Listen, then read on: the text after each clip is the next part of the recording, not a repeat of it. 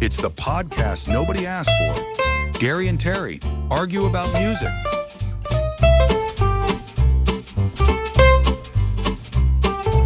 Bored. Hey, Gary. Hey, Terry. We are back. You know what episode this is? This I don't know. I don't think we've done one for the month of July. So This is July. Okay. But actually, it's going to be August. We're recording in July, but it's So be you're released. just one step ahead of everything. I am. Way to go. So, welcome back to Gary and Terry Argue About Music. It's the podcast nobody cares about. We discuss. We don't argue. We argue all the time. Hey, Gary, let me ask you a couple questions. Have you seen the Billy Joel documentary? No, I haven't. I've heard rave reviews about it. This is the greatest documentary out there I've ever seen. Yeah. It's so raw. He's so truthful. Everybody who's on camera is telling the truth, all about Billy Joel. Does If it you love start Billy Joel, young Billy Joel, and work its way to... it does. It goes all through it and comes back and forth. If you haven't seen it, watch the Billy Joel documentary. I think it's on HBO Max, but it's phenomenal. Another one you need to track is on Netflix. It's about Ed Sullivan and the civil rights. Oh. How he really went Ed out on the Sullivan. Ed Sullivan went out on the limb to help the civil rights organizations by having all these black artists come on his show. Oh, yeah. It goes into great that's detail. great. So That's before we start arguing about anything, before we bring our guests in there, Yeah. I do have a couple questions for you, Gary. Okay. So, You're gonna hit me out of right field. who do you think the best band in Dayton is? Wow, I think Dayton is absolutely loaded with best bands. But if I had to pick one, I think literally right now it's probably Stranger. Now, are you saying that because two of those guys are standing back there? Come That's on, it. Jeff and Brian. What a cool thing if we could get them to join the podcast. There they This is are. not how this was supposed to go. This is not how we rehearsed it, Gary. I didn't rehearse anything. Wow, how'd you do that anyway? They were supposed to be. It's like magic. It's a weird coincidence. It's Not gonna lie. They're just hanging out in my basement. That's right. Well, who doesn't? Walking by. So the question was, do you know who the best band is? She goes, no, I don't really. Do you know who was voted the best band, There you Gary? go. The best Whoa, band in it's Dayton it's 2025. One and the same, right? They're Stranger. synonymous. Exactly, Stranger. Right here we have Brian Elias, keyboard player. Hi. Hey. Jeff Stevens, singer, all-around great guy. DJ. Now, Voice of UD basketball. that's really important. That is important. Pretty up there, yeah. That's how my son knows you. And I'm okay with that. I'm okay with it. In So- the Dragons or at one time? Not No? at one time. At one It's time, the voice the of the original, the Dragons. OG voice of Yeah. the Dragons. Yes, the first few seasons. yeah. That's So- how I got the Flyers job. So before we get into talking about Stranger, I need to know how you feel about these guys being voted the best band in Dayton. Are you okay with that? Of course. Do we need to arm wrestle? I've pushed quite a few shows their way. When Yeah. people ask me, "Who do you want? Who do you want?" I said, "Go for these guys." So All right, so you're taking credit for their fame and fortune? all of it. Yes. Yeah, we without appreciate me, that, Gary. they'd probably Secret still be promoter. playing dives. Well, Jeff, No question. you're far better at this than I am, but That's for sure. I do have some questions for you guys. Yes, First absolutely. off, tell us about Stranger. Tell us how it got started, how long it got started, whose idea was it, how did you find everybody? Mm-hmm. Go through the whole thing if you could. Well, I mean, I guess I'll start since I was the first guy trying to find other people. But You should see how much time he has. oh yeah, how much time do you have? Is there a limit on this show? So I had not sung a lick out of the shower, other than the shower, until my senior year of high school, and basketball and baseball season was done, and all of my teachers were saying, "No, we hear that you can sing. You know, your brother said you could sing, whatever." They all were kind of pushing me to do something. I'm like, I'm not singing in public. You know, I always liked to sing. I would be up in my room watching MTV, just pretending to be a rock star. And I was like, no, I'm just the guy who plays basketball and baseball, and it's fine. And then, so finally, one of my teachers, who I is still a good friend today, Coach Frank Goldsberry, said, "You need to sing at senior skits at high school." And I'm like, Really? What high school, by the way? Tip City High School. Tips. You're Tippecanoe. still living in Tip City, and You. Yes. same here. I was born in Centerville. Staying still in Centerville. That's right. Yeah. I love it. Can't say the same. All right, so Tip City High School. Yeah, so I go out and sing, and everybody's kind of like, "Whoa, the jock, he can carry a tune." What'd you know? sing? Do you remember? I sang "Method of Modern Love" by Hall & Oates, Wow. which has this wow. whole kind of almost rap at the end and these really big high notes. And I thought, well, if I'm going to throw it all out there, I might as well just literally throw it all out. Did you have an oats? I had 2 oats, Oh, you had actually. 2, okay. It's a funny story. Nobody's ever asked me that before, but that's pretty fun. 2 oats, and these guys could not carry a tune. So Oh. that also helped me some. Yeah. Yeah, because they were like la la la la, and bless their heart, they were so fun. But anyway, long story short, a couple months after that, I'm like, you know what, we should put a band together. And so, even though we had just graduated, it was a bunch of guys from high school, and said, let's try to do this. So in December of '85, we had our first practice, and then the summer of '86, we played a show. Really? And I thought it's one and done. That'll be it. And that was 39 years ago. Was that Stranger at the time? It was not. It was called Panorama. We got that from an old Cars album called Panorama. Oh, yeah. But we all had such different tastes that, Panorama is, wide view or whatever. And so we're like, everybody in the band has a wide view. Were you in the band back then, Brian? No. This was. No, he would be about 8 years later or so. But Okay. so we called ourselves Panorama. And, one guy liked Skinner. I liked Hall & Oates and Bryan Adams. And the other guy liked Bon Jovi and Motley Crue. And we all just kind of came together and played for a while. But the search for this band, we knocked around for 5 or 6, 7 years. The band as it is now started taking shape in '93 when Bruce Corbellati joined on bass. Is he And still there today? He's still there today. Okay. And then Matt Smith joined in the spring of '94, so he just celebrated his 31st year with us. Wow, 31 years. 31 years. Yeah. Gary's like, yeah. And then in the fall of '94 is when we got Brian, and Brian came to see us at a show, and it's like he's such a high class musical guy. The fact that the show he came to watch us play at and actually said, "I'm going to be a part of that band," Really? still blows me away. But it's sometime in September, October of '94. Did you have another keyboard player? Yeah, or did that's you what I add was Brian as a keyboard player? He was You were the keyboard player? sort of the keyboard player. Sort of. So you did chopsticks a lot. Yes. He played harmonica. Oh, I nice, like nice. Mary Jane's Last Dance. I would Oh yeah. with one of these little consumery Casio Oh, yeah. kind Exactly. of. So, Did you have to Yeah. mic a little speaker on it, or did it actually plug it? yeah. so everybody knows you're a DJ, you're a local celebrity, everybody loves you. Brian, people don't know you're an attorney. Yes, that's right. Don't Retired. be, don't be shy Retired, about that. Retired. You're always an Retired, attorney. so it's safe to be around. What's your me. doctor? You're always a doctor. What's your attorney? You're always an attorney. Okay, I'm not sure what that means, but That means okay, you're all always right. an attorney. But you worked at LexisNexis. Yeah, and for you knew each other 31 from back years. then. Yeah. So when you joined the band and he got kicked the main vocals off keyboards, what yeah. was some of the first songs you guys did? Wow. Well, okay, so I'm going to rewind just a little. So I saw that. Is it John Bull? John Is that what Bull's. it's called? Yeah, I Yeah, John, remember John John, Bull's. I used to play Bulls? there all the time. The That termites. was a dump. We played there all the time. Nice. Yeah, so I remember comfortable little venue. Not It really got place. swinging at midnight when that shift got off. Yes. Right? From Oh yeah, GM. from Yeah. from Yeah. GM, right? Yep. Right. So and they was that Matt's? That was an early gig for Matt, right? He'd probably been like 6 months, maybe. Yeah, 6 months. Yep. So they were just having a blast. And my attraction to Stranger was that these guys are having fun. They have chemistry. Why not? A far more eclectic set list. I think that's why when you ask, you got to think about it because it's Right. all over. Yeah. Yeah, we But were I know they playing- did Last Dance with Mary Jane because you played keyboards on that. Right. I said, finally, we have a keyboard player. Well, we were very 80s and 90s and originals at the time. So it was Gin Blossoms and Spin Doctors and Third Eye Blind. Nice. And it was Rick Springfield and The Outfield and Bryan Adams and Bon Jovi. Oh, and then yeah. it was some Stranger originals.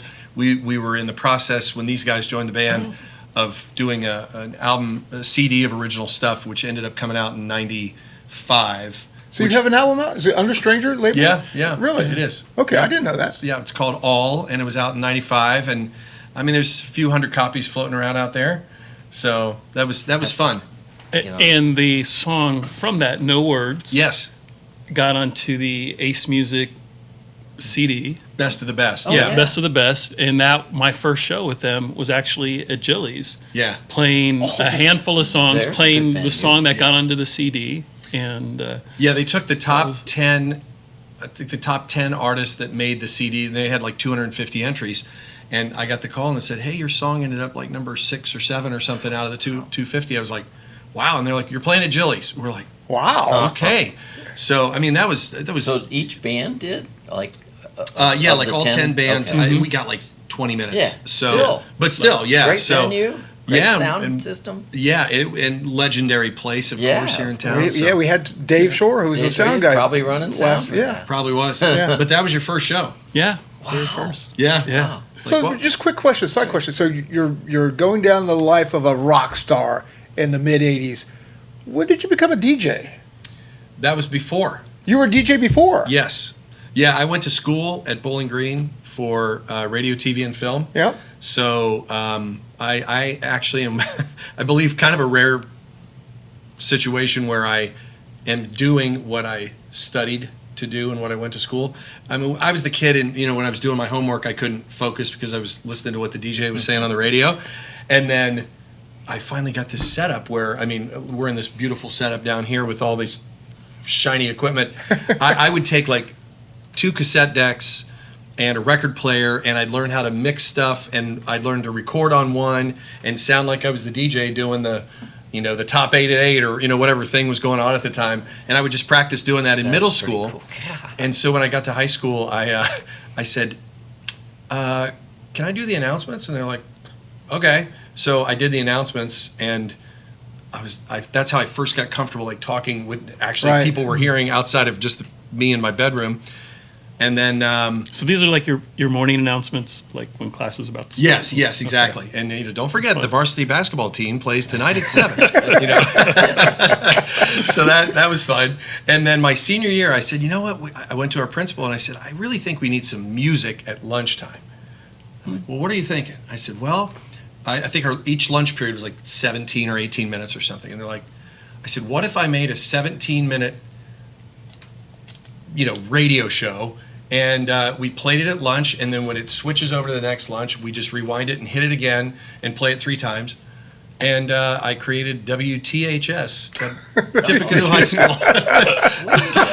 And it's funny how many people still remember that today. But that was kind of my first thing, my first foray into it. And then at Bowling Green, they have 2 radio stations. They have a TV station. And so I was able to get my chops. See, going I was there. really, really hoping you were telling me you loved the Harry Chapin song "Morning DJ," and that's what drove you into this business.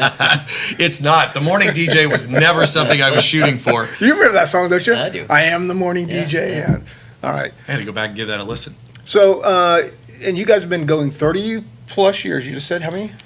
Yeah, well, so Bruce, I'm starting the band really with the newest or the oldest current member. So Bruce would be 93. So I guess that's 32 years for Bruce. And it became Stranger back at that point. It became Stranger in 91, so just before all these guys joined. And why? Why'd you call it Stranger? Any idea?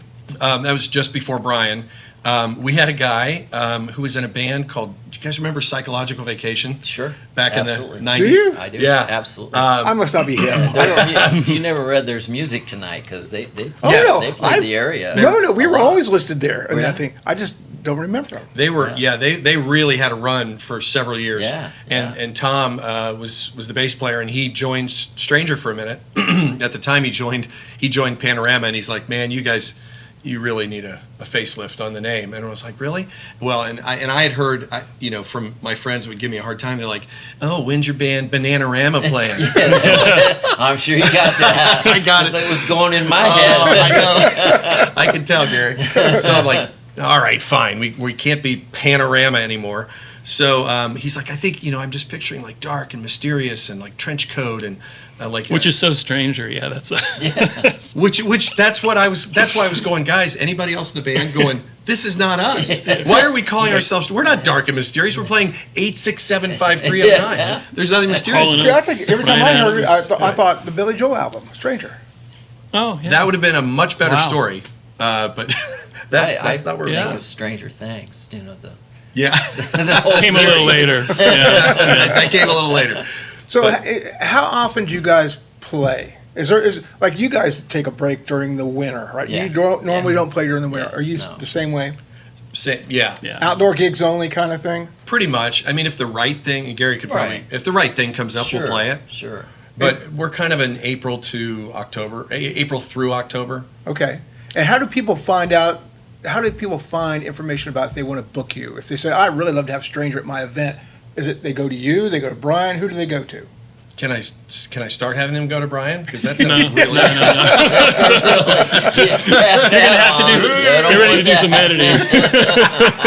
And how do you pick the songs? Right? So we argue about this all the time. How do we pick songs? How do you guys pick songs? Oh, yeah. It's basically some guy comes in with the chords who's charted them out and says, "I think I got a song. Here you go. Try it." How do you guys do No, we it? don't do that. Well, I'll answer your first question. People usually call me about shows, which Okay. is totally fine. I'll let Brian answer about how we pick songs because I think it's pretty unique how we do it because we'll just Sort of happens. Sound check. Somebody starts playing something. Really? Like we're going to be picking. I think we're going to be doing that Styx tune, right? Yeah, right. Renegade, and that was That's just not an Matt easy song. jamming around No. on it. No. No, and Yeah. that's the thing is we have to. It's like there are songs we go, okay, we can learn. You know, if you're doing I Melt With You, it's like everybody practice it. We'll see you at the show. If you're doing Renegade, or we just added Roll With the Changes by REO Speedwagon, Right. Oh, God. that is not learn in your car. And you brought that show one up to and the play. table. Yeah. Yeah. So, and how do you guys learn? I thought you guys did the same way. If somebody slides them across the table. No. Somebody will come in and say, "Hey, you know what? Brian Wilson just passed away. I think we should do God Only Knows." And so then Wow. we kick it around. You think that's good? Well, who's going to sing? You know, and then, well, if we have another practice, which we haven't had one this year, that's the one. But everybody's already got it charted out, and you know, Are you doing that now? if that we ever song? have a practice, that Yeah, okay. we can't do That's an anything awesome song. without I'd like to see practice. that. Oh my Because God, when it's you're a great doing song. 3 and 4 part harmonies on stuff, Yeah. Yeah. every song, you know, we gotta practice. And we were talking a little earlier about how often you guys practice. You said you really don't. You come together during sound check. You'll do the God, song. that's- If it sounds Yeah. great, you go. Amazing, Right? That's amazing. And I guess it's, Yeah. I mean, and, you know, you guys have been playing for a long time too. I mean, it's 30 years of knowing each other Yeah. and knowing it's like, okay, this is how we're going to have to approach this song. And really, a lot of times it is just live with this thing for a couple weeks. Oh, yeah. And at the sound check at this date in 2 or 3 weeks in the future where we know like we're going to have a legitimate sound check. You know, sometimes you don't really have a sound check. Right. And other times you're like, you know, we've actually got a sound check at 3. We don't play till 7. There's nobody around. Yes. So we kind of turn that into a practice. That's Yeah. And sweet. so that way you're not taking up another night. Everybody's got lives and families and work and everything Right. else. So if we can kind of train that into a long sound check, and we kind of do that with our thing we play at the Time Warp Prom every year, which is the thing we do with the radio station, Throwback Prom, and we show up at we show up at 3 the day of the event, but the doors don't open until 6:30. So we basically do a 3-hour practice, and that's kind of a good way to kick off our spring. Absolutely. That is Yeah. a great At way. least And his typically voice is there's a warmed up. song we Yes, have for yes. Time Warp. Usually there's a theme song or something related to it that we'll introduce. So how many new songs do you think In you that. add a year? Wow. I'd say good question. 3 to 5. 3 to 5 new ones. Yeah. So, yeah, Okay. We added 4 last year. We've added none this year. 'Cause Gary, you're I know. depressing me by this whole thing. I know. Nobody wants to practice. Now we're going to It's talk. tough. It's really It is. tough. So We're gonna you talk should about- mention the Yacht Rock show because that's the exception. Yeah, Yeah. that's true. That was did an a- exception. Yeah, we did a Yacht Rock show. You want to talk about a master class in how to, because we had always been able to get by with kind of that, practice on your own, come together, do a really good sound check, and start putting the songs out there and see how they react. We did this Yacht Rock thing. We had Bill Champlin from Chicago who sang, all the stuff either with Peter Cetera or after Is he Peter the guy who Cetera plays left. the keyboard, the And on the guitar. strap? Yes. Oh my God, that guy's awesome. He's unbelievable. He's a pro. brilliant. And then Frankie Previtt, who had Frankie in the Knockouts in the early 80s, but then went on to write Hungry Eyes and I've Had the Time of My Life for Dirty Dancing. God, I didn't know he wrote this. He gets, and that's what everybody Wow. says. Yeah. He gets a really, really nice check every year just Yeah. because of those 2 songs. And he's a super nice guy. So a promoter on the East Coast called us and said, hey, I interviewed Frankie on the radio and the guy kind of looked me up a little bit and said, "Oh, wait, I see you have a band and blah, blah, blah. And well, you know what? We should connect you with Frankie." I'm like, oh, I loved Frankie and the Knockouts back in the early 80s. And, he wrote Hungry Eyes and I'm at the time of my life. Yeah. So then we hit up this rapport and the promoter goes, "Well, we're trying to put Bill Champlin of Chicago and Frankie Previtt with some bands that can like handle them." And for some reason they thought we could. And so in like, I don't know, October of 21, they're like, "We're doing a date at the Masonic in February of 2022. What a great theater, by the way. Masonic is a fantastic Yeah. place. It is phenomenal. Beautiful sound. Yeah.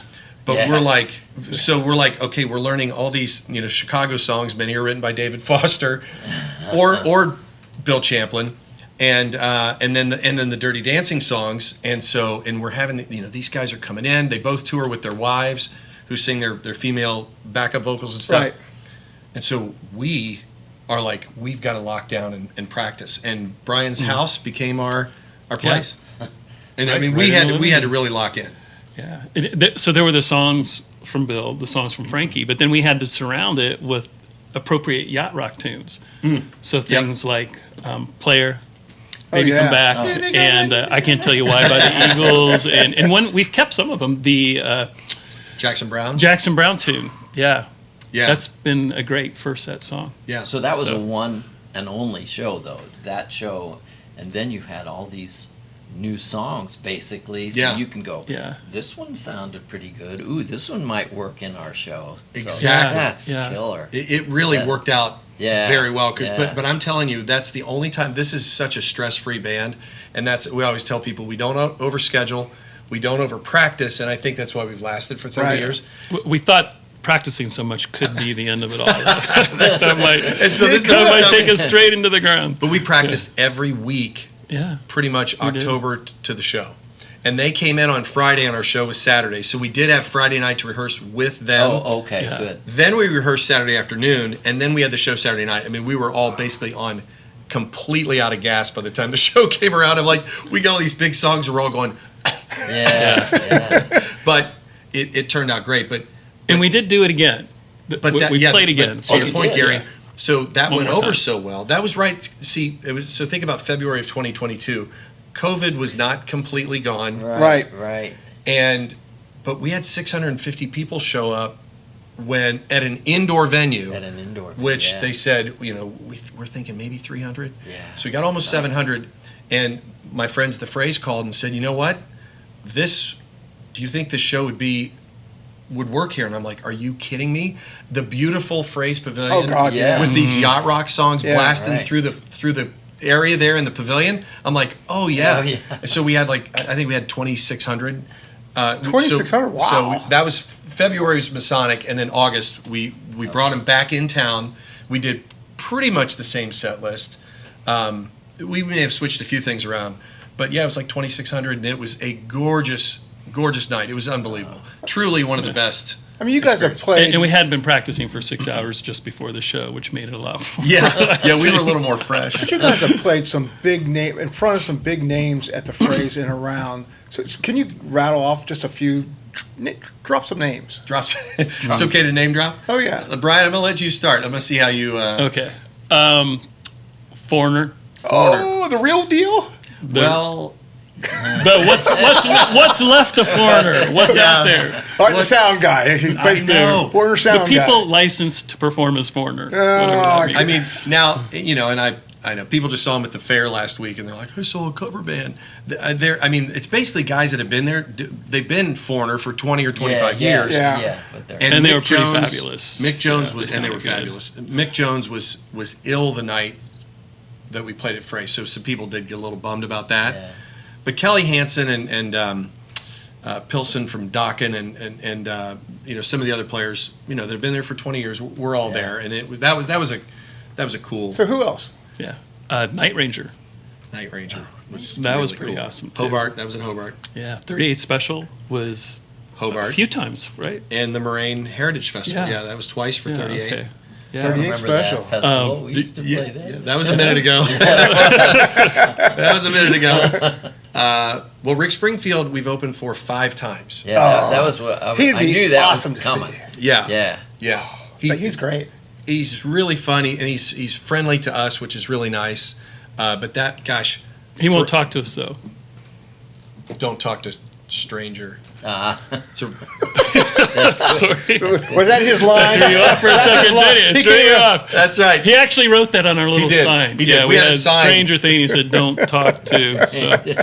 That's pretty good. there was some still have precedence it. for that. Sorry, threw you off there. I can tell. That was good, right?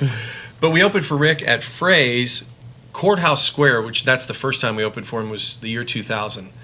And, that was the first time we all went, oh my gosh, because, we were playing in the late 90s, playing bars and stuff. You're happy if 50 people show up. Oh, God, yeah. It's like, this is a Yeah. great night.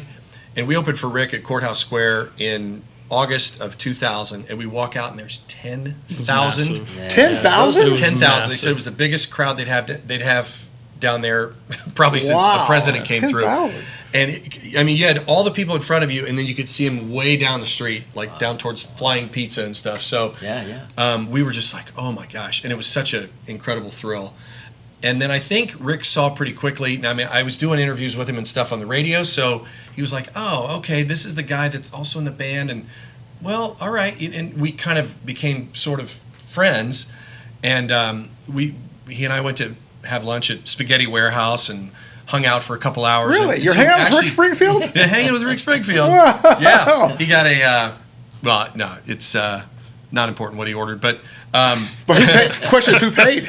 his manager paid. Wow. So that All was right, very nice. nice. Even Yes. better. Okay. That's right. But so Courthouse Square, then Frey's, then the Rose, then Hobart, and then we also opened for him at the Brady Music Center in Cincinnati. Oh, that's a sweet facility. Which was- brand new. Yes. Couple years. Yes. Yeah. The only bad thing about that was that I was literally in the process of getting COVID for the one and only time. Oh. So I came out to sing, and I'm like, what is happening? So it was 30 of the most uncomfortable minutes of my career.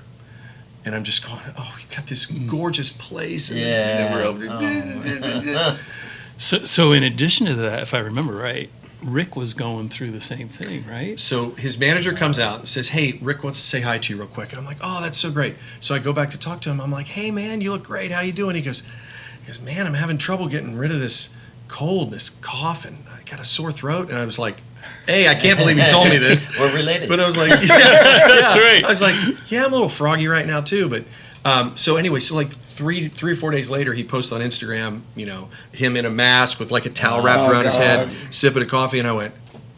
And everybody's like, did you guys give each other COVID? And I'm like, we did not. He had it when I saw him, and I think I had it when I saw him. I was going there too, by the way. I figured. But He's I was trying to like, set the record straight here. yeah, I'm setting the record straight. But yes, that wasn't the best performance I'm proud of. So quick question, run through the current band members, because you two are here. People see you two, right? Who are the other guys? Just give them a little spotlight. So we got Okay. Bruce. Yeah, Bruce Corbellotti. Yeah. And where's Bruce On from? bass. Oh, that's an interesting question. Did he go to Wayne? He might have gone to Wayne. Oh, he's Wayne. didn't We know won't that. talk to Bruce. Yeah. When I first met Bruce, he lived in Huber, so I got Wayne on the brain. But then we have West Carrollton's finest, Matt Smith. So Bruce joined in spring of '93. Matt joined in the spring of '94. Brian was the fall of '94, and then Brian pulled in our guy Rob Hoeting in August of '96. And that's where we want to go. We want to talk. Yeah. We want to talk a little bit about what's happened to the band and the sadness you guys have had to go through.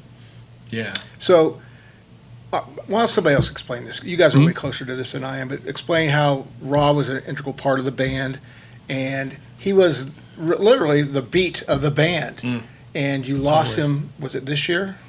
June 3rd. Yeah. June 3rd, Yeah. to cancer. Yeah. Right. And he was suffering for how long? He had like a 2-year battle, Yeah. wasn't it? Yeah. A couple And years. I mean, I knew Rob back when we were kids working at Lexus. You worked at Lexus, and I Yeah. worked at Lexus. Good-looking kid, great guy, fantastic drummer. I had no idea how good of a drummer he was until I saw him with you guys. And how did you find Rob? So Rob and I, we went back to Miami University. We actually went to school together. Miami. And Miami. Yeah, Yeah. all My right. wife went. My Good daughter. to know. It's a Redskins. Nice. It's a Redskins still. You were Redskins. It's Red. Yeah, Red we were Hawks, maybe? Redskins. Okay, no Red Hawks. And my wife and I are Miami think it's a mergers. Red So Hawk. we're, Oh, yeah. nice, nice. Well, my wife and I, we kissed under the Up a march? Arch, Yeah, then you sealed the deal right there. Yeah, That's, Oh God. yeah. Okay, keep going. Waiting till the end of time. That's right. I know. No, that's really. So, Did you know each other at Miami? yeah, we did. He was really a great drummer then already. And I think we played in his first band. We had a band called Circuit, and Rob was the drummer in that band. But it started as a talent show thing before we actually became a band. And to give you an idea of how intense Rob was then, we played YYZ by Rush. Oh God. So that's a really intense yeah, song. anything. That's an Neil intense Peart song. wise. Yeah. Yeah. If you're gonna tackle that. But Yeah. that's where he Wrap was. around That drums. was Yes. Neil was his hero, and Yeah. he was all about Rush at that time. And we formed a little kind of an '80s alternative band called Circuit, and played around locally, Miami University. Had a great time. When I graduated, I went off to California. To law to school. there to go to law Yeah. school, and he continued on with his education. And then we kind of fell out of touch. And one day I had started working at LexisNexis, and sometime in that first year, I went into the cafeteria there. They called it Yeah. Quick Bites. It was great. I'm by going the through way. there. I love that. Yeah, place. it was. Yeah. It was wonderful. And there's Rob, just like wow, with a very beautiful woman who turned out to be his wife, and. Just like Rob, Hoeting, yeah, it's like Brian, Elias, Yeah. and yeah, we reconnected, and somewhere along the ways, Stranger had this need, and we got lucky because Rob wasn't committed at the time because he had been playing in some other bands. He had a band called Bones that was all testosterone. It was AC/DC, Led Zeppelin, Yes, Rush, like all the classics, a lot of prog rock and hard Yeah. driving rock. But he was done with that. So we got lucky. And Rob was our Ringo. When Rob joined the band, It changes. honestly, A drummer changes it more than anything else. yeah, No question. we knew when he joined, it was immediate. I think we knew immediately, wow, Yeah. Isn't that great? we've arrived. Isn't that the greatest feeling in the world? All of a sudden he It- kicks in. it is. It's just like a magic moment when all of a sudden you go, Yeah. where the hell's this guy been? Yeah. Yeah. And you don't know it until you have it. Exactly. And then you're like, oh, first of all, this is what you were talking about. And secondly, we're all collectively looking at each other going, it goes from feeling like this to going like that. And you're like, oh my goodness. His audition song was Hey Jealousy by the Gin Blossoms, Oh, nice. which, was one we were playing at the time. And we were playing, I think, on St. Patrick's Day at, was it Martino's in Beaver Creek? Martino's or Martinos or one of I think that. I don't think sounds it's right. not there Martinez, anymore. Yeah. Little place. And it was such a great setup. They had the band, and then people had to walk in front of the band to go like to the restroom or something. So just all night, it felt like people were just Yeah. walking in front of us. I'm like, this is so weird. But we were in the middle of the show. We're like, let's have Rob come up and play. And man, he's click, click, ba-na-na-na-na, and it was just like, all right, that's the guy. So what happened to the other Just do it drummer? right away. He moved to North Carolina. Shane so was Marshall. it like he was ousted? He was actually going somewhere you needed. Yeah, he moved out Right. of town. Yeah. Okay. Yeah. And Chris Thompson had played with us for a while, and Chris is he's still playing around, still right? playing it. And he played on our CD and stuff like that. And Shane, so he and Shane had kind of gotten us through the first few years, and then Shane moved, and Chris kind of got out of bands for a while. But we knew something different about having Rob Oh, back yeah. there. Yeah, his style was very forceful in that he led the band with the beat. He gave us the rhythm. This is a beat. Stay with me, guys. That kind of a drummer, not sitting back and figuring out where the beat should be. He was very definite. And that once he that was became fabulous. diagnosed, right, he continued to play for a period of time, correct? Yeah. What happened was we were at a gig in in Troy at Treasure Island. It was like August 2nd of 2023, and we were all like, have you guys ever played at Treasure Island in No, Troy? I've never been there. Beautiful It's little nice. outdoor amphitheater, and it's got the most pristine sound. And we had played there one time before, and we were there like, oh, we're so excited to be back. And all these people just sit on it's kind of like a smaller version of Stubbs. Right. Everybody's a lot closer. Yeah. But they're very spread out. Anyway, it's just a great little place. And, well, I say that. There was like almost 2,000 people there that night, all across the levee, basically. But we were getting set up, and we noticed that Rob was literally like leaning against his van. And we're like, hey, bud, are you all right? And he, I mean, almost like he couldn't even move. And I was like, are you okay? And he's like, I don't know what it is, man. I can't shake it. And he was thinking he maybe had long COVID because he had a really bad bout with COVID at one point. Yeah. So he thought, well, maybe it's come back. That summer of 2023, some people were still hanging on to old symptoms, whatever. And so we're like, well, we are thinking, come on, dude, rub some dirt on it and let's go, right? I mean, in our silly, small minds. And we're like, can you play? And he's like, no, I'll do it. I just need to, I need to get hydrated and I'll be fine. So we were supposed to play 2 like 1-hour sets with a little break in the middle. Right. But there was possibly a shower coming through, so they pushed our start time a little later and then said, can you just play 1 set? So instead of 2 1-hour sets, we played for 2.5 hours straight with no break. For a drummer, Meanwhile, that's rough. poor Rob, who we have no idea what he's going through, we're just like, oh, give him a swig of water and we'll be okay, played his rear end off for 2.5 hours. But the minute we were done, I mean, we practically had to carry him over to the van. We're like, are you going to be okay to get home? And all that stuff. And I still remember just how totally spent he looked. Wow. He's like, no, I'll be fine. Which was not normal for Rob. No. Now, was that the Rob last was time never you played with fatigued him? like that. No. At the end of the No. gig, he always had energy. He exactly. He was like a jackrabbit. I mean, it was like, but he drove home and we all said, please get yourself checked. If we have to have somebody step in for the next couple of weeks, because it was August, we still had some shows. yeah.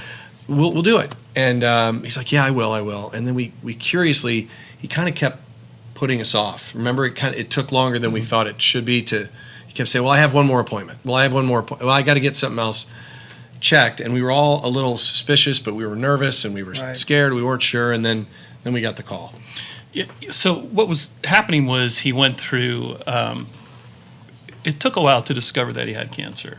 So first, he knew he had this cough he couldn't get rid of, and he felt fatigued. And so they gave him several rounds of antibiotics, which he didn't respond to, and then steroids, which didn't make a difference either. And then they started doing some deeper scans, deeper testing, and that's when they detected the cancer. And there was a period of time where we didn't really hear much from Rob at all. We knew something wasn't right, but we didn't know for quite some time that they had found cancer. He didn't come out with that right away. Close to 5 or 6 weeks. Yeah. So Kobe Utterback, who was friends with Rob, they were buddies, and Kobe's also friends with Matt, said, well, I can get you guys through a couple gigs until we figure out what's going on with Rob. Yeah. Right. So he did, and then Rob got us all on a Zoom one night and basically, dropped the bomb that he had been diagnosed with cancer that had unfortunately spread to his lungs and his liver. So Wow. and it was bladder cancer. That was the original.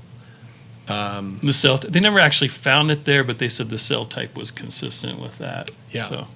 So we're like, okay, dude. So what can we do? And he's like, I'm going to start getting my treatment, and let's just see what happens. So that was September, late September, early October. He gets treatment all through the fall. He loses his hair. He's so thin.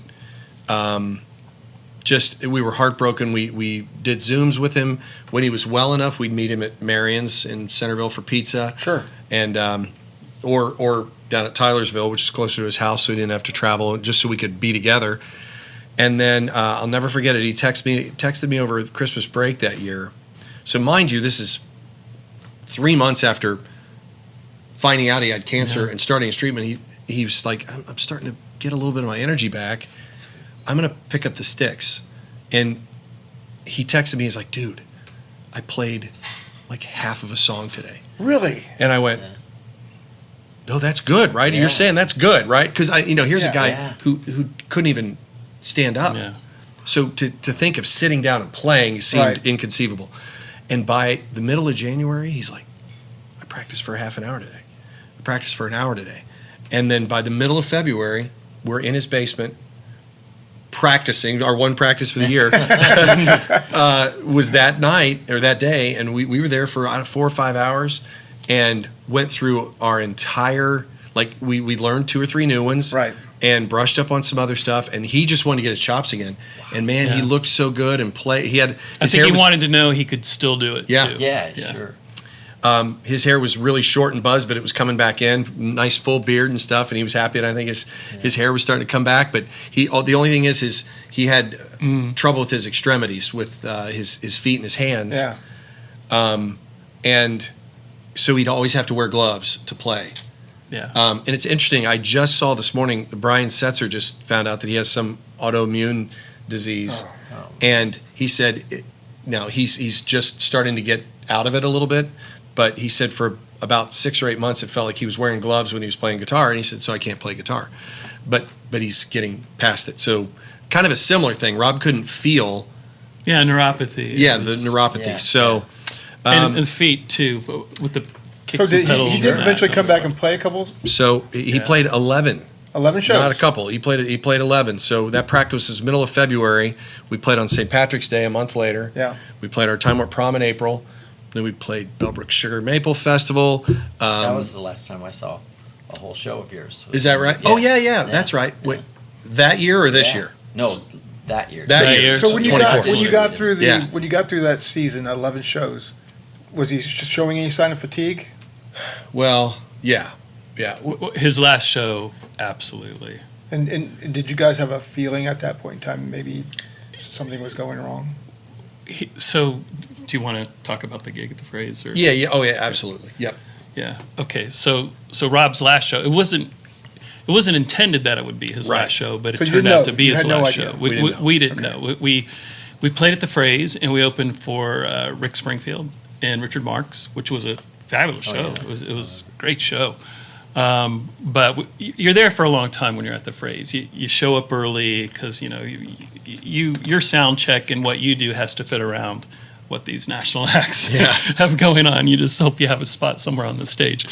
And but Rob was exposed to a lot of heat then, right? Because it was summer. It was July. It was really hot. Yeah, it was a hot day, and he was getting tired just before we were playing, and you could see that. And he fought through that gig, but I think it took everything he had, and that was his last show. He told us afterwards that he was so focused. He's such a happy person, right? Oh, he was so Yeah. happy. You could He's read. such a nice guy. You could Always read up. his mood. I mean, his mood was always up, but it's through Yeah. it's through his smile. Yeah. And I don't think he smiled the entire day, even during sound check and all the other stuff, just because he was worried he wasn't going to make it through. He literally told us afterwards he was worried he was going to pass out and literally fall off his chair. Oh.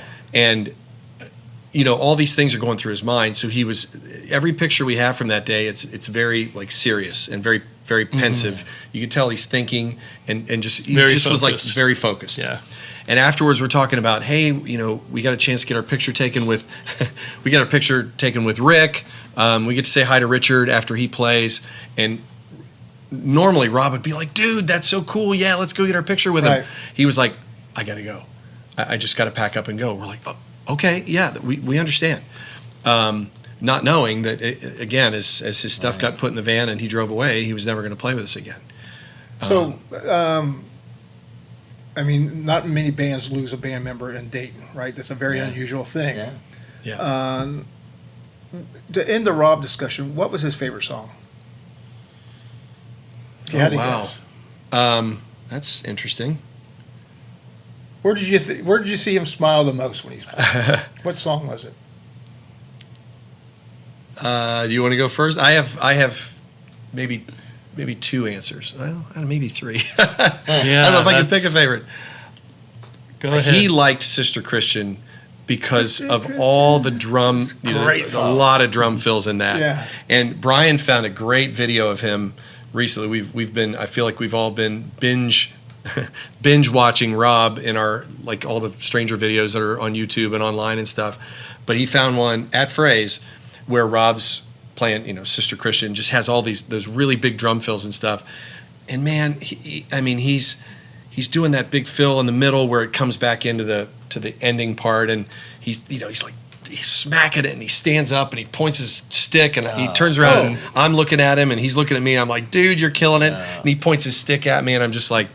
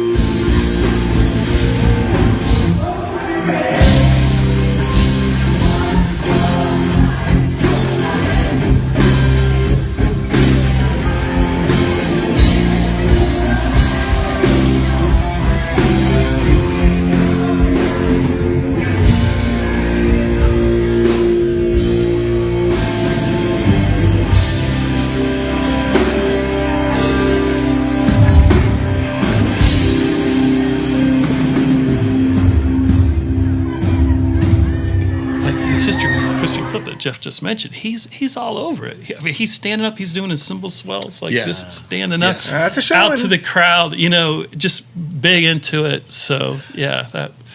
But it was never like he was trying to be a steal the show, right? Or be a show off. It was just he was so into it because he didn't. I wouldn't say just came out. I wouldn't say he did that more than 10 times in 30 years that he played with us.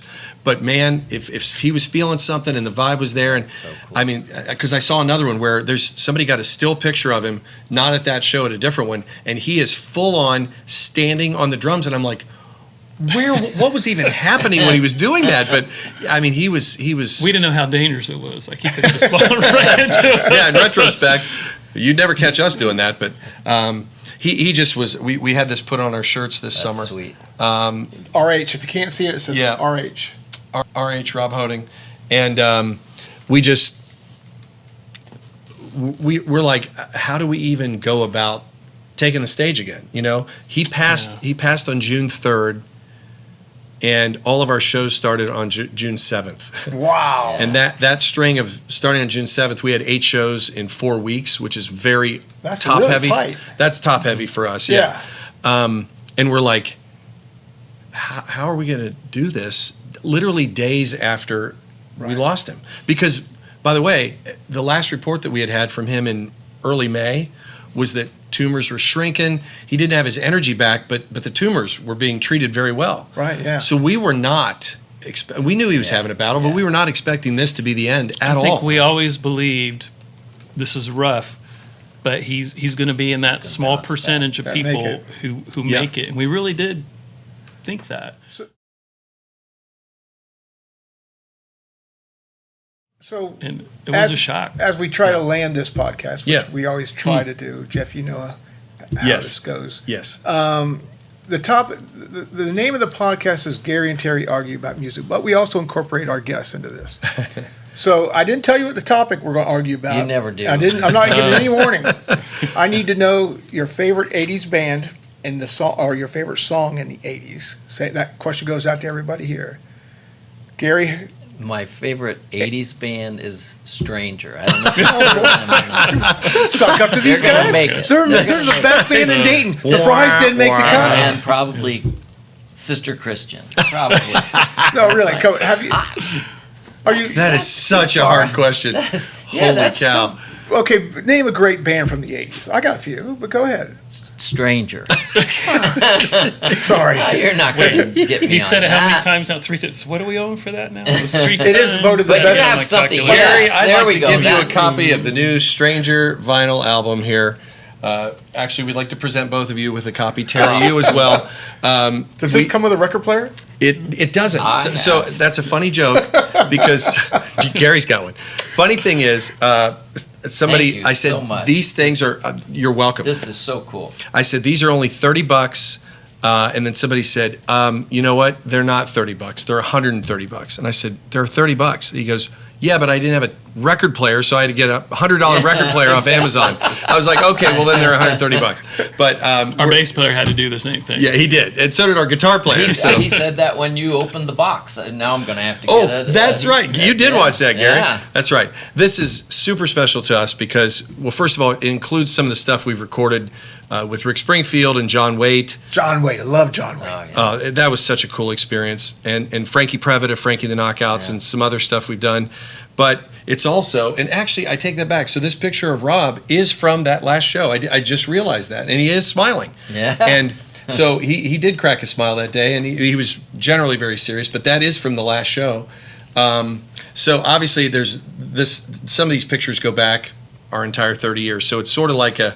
It's That's like a great little picture. I love that collage of stuff. Yeah, it's like a yearbook of Stranger. This is the Courthouse Square Rick Springfield show I was referring to. That's the 10,000 people, at least from one angle. But so there's a lot of our history in here. And then Kobe's on there too because Kobe's done so much to help us. I mean, honestly, we couldn't have gotten through without Kobe to patch the dam. Right. When Rob, went down. So anyway, those are available at all of our shows. We hope you'll come out and grab one at some point. See, I love the fact Matt is a fellow baldy. Right? Oh, same here. It helps, right? It helps seeing a cool guy like that being a fellow baldy. You go, I can live with it. Too. If they can do it, I can do it. We can't relate, can we? I know. Didn't I call you pretty boy frontman? With your executive here, yeah. Yeah, you used to call me the eye candy of the podcast, and we've got it even more. So I'm going to go to Brian. I'll give you a chance to think about this. What is your favorite band or song from the 80s? So favorite hard. band, that's an easy one for me, actually. U2. Yes. Oh, Really? The U2 of the 80s and the early 90s. see, I thought you were going to steal Love mine. U2. I'll tell you mine when I eventually Yeah, get to okay. you. No, I it agree is with that. U2. That's a good one. Yeah. What about you, Jeff?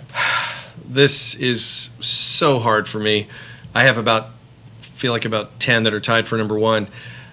But it also, maybe you guys can relate, it evolves over time, too. I mean, Oh, sure. I have Absolutely. so many great artists that I love and that have influenced me and everything, but I feel like the last, 5 or 10 years, I've landed on Journey. Really? Yeah. Old Journey or later Journey? Everything Journey. Mid-Journey. I love the first Journey album when Steve Perry's in there. That album killed it. Man. Escape. Infinity? Yeah. Or think it's Infinity. Infinity. Where Wheel in the Sky. Oh, that's Infinity. right. Yeah. I really came along with Escape and then went back and appreciated some other stuff. But I even liked them up to like Raised on Radio. We did a cover of Be Good to Yourself from Raised on Radio, which is on there. That's the first cut on our album. And I love Bon Jovi and Hall & Oates and Bryan Adams and Rick Springfield and so many others. But So for me, and I'm coming back to you. You're not getting off the hook. It'll be easy for me. Mine is The Police. Oh, Every yes. breath you take. That Yeah. song. I think the Police actually played in Dayton. they did it, but it was Bailiwicks, Obadiah. Obadiah. Obadiah. come on. You've Yeah. The got Police played there. No, they did. Nobody Yeah, wasn't there's very an article crowded. on it. So that this you was can really look early up. then. Oh, when this they was were- yeah, very, maybe very. late Before anybody knew 70s. anything. Kind of like when Prince Wow. played at Bogarts. I mean, Right. Yeah. All right. So Police, Every Breath, Gary. Okay, please. this is easy. Def Leppard, because that's my wife's favorite band. And nobody said it. No, well, and that's another one that's I'm tied for saying number it one. for Really? her. Yeah, so she'll watch this. If she'll watch it this far into it, anyway. That is a great pick. Jeff, I would love to have you guys come back and not talk about Stranger necessarily, but talk about how DJs have had the biggest effect on the music industry. Right back in the '60s, where we grew up, if it was not on WING, 50s. we didn't hear it. Well, we didn't hear it, right? But now you got streaming services and 100,000 yeah. songs Oh, a day are absolutely. released by idiots like me, right? But back then, a DJ picked the songs, and you got that's how you A little became familiar. payola to play with, too. I mean, But we'd love to have Pizza. a conversation about that kind of. That's a fun subject, and it has changed dramatically, to say the least. Oh But, yeah, is it when better or worse? I think it's much harder. It's much harder to. Well, I don't know how you want to. Which way you want to go? I think it's much harder to get a song on the radio. Oh, yeah. And it's also much easier to have millions of people hear your song like that. So that sounds almost like Yeah. I'm talking out of both sides, but I think I both are got it. true. Yeah, Well, you said how many songs were released a day? I think it's 100,000. Yeah, you By said idiots that, again, like yeah. idiots like me are putting out stuff, Yeah. and it just saturates, and you can't find anything. It's a nightmare. So they use social media to grab a 10-second hook in TikTok or something, and then hope that Sure. gets people's curiosity to go, okay, what is that song? Yeah. And that, it's definitely worked for some artists It has. these days. But all the artists that we're talking about that we play at our shows, that you guys play at your shows, and that we've just mentioned growing up, they did it the old-fashioned way. I mean, John Bon Jovi took the song "Runaway" into a DJ that worked after midnight. song. Oh, absolutely, Great song. But took a 45 into a midnight to 6 DJ. Yeah.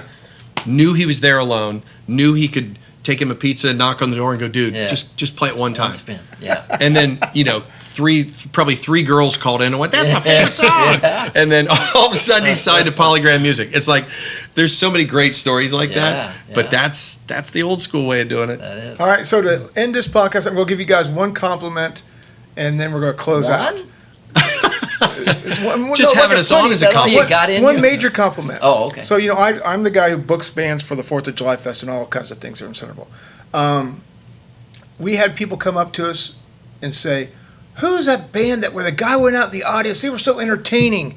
And that's kind of how I think people think of Stranger. You guys are really, really good and entertaining. You went out to the crowd. You went into the stands. I did. Yeah. I remember that. And people don't remember the name, but they remember the guy who went in the stands. That's wild. That was one we played, I think, back-to-back years at Centerville's Americana in the stadium, right? Yeah. Yeah.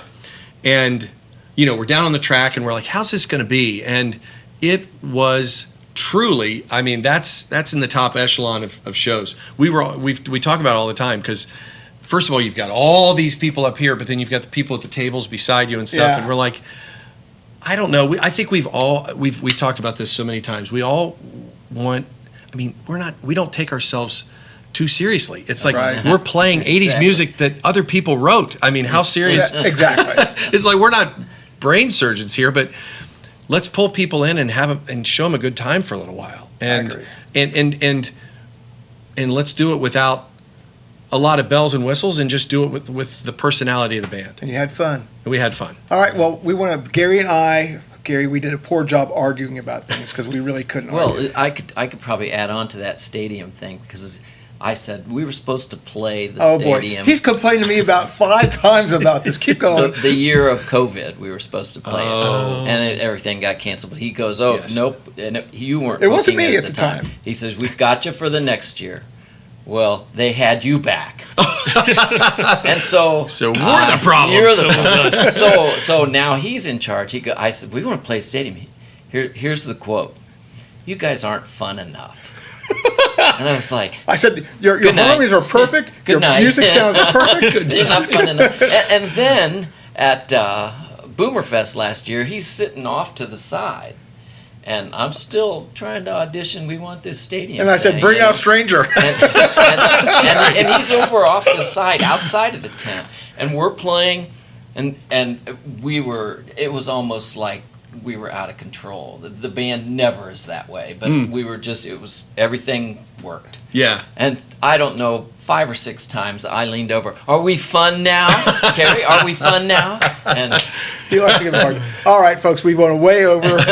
Again, we want to thank Brian and Jeff for joining us today. Gary, we will be back tomorrow. We're going to be having Alexis Gomez join us for one tomorrow. Sweet. So we're going to reverse great. them because Yeah, her you gig's might have to coming up. cut We're that promoting out. that. This will be released the second week in August. and, All right. and right here, By the way, how did they get the? I keep going. How I did they love get this? this. We just have them at shows, and if not, if you want one delivered, Brian can bring it to your house. Like a but- pizza? Yeah. Yeah. Hey, we should work As out long a as you deal play it. with a We need to pizza work joint. Get with Marion's and see if we can do something. Yes. All right, folks. Well, thank you very much. They should probably. Oh yeah. Thanks, Wait. By the guys. way, we There forgot to you mention go. our Our sponsor. non-sponsor. By the way, Hashtag sponsor. The owner, I keep going. The owner of Bill's Donuts is a fellow LexisNexis guy. He's a fellow attorney, and now he's owning he is. Bill's Donuts, the Dynasty of Dayton. Marshall Lockman. Yeah. Again, Marshall, we should be sponsored by you. All right. Thanks very much. We'll see y'all soon. Thanks, guys.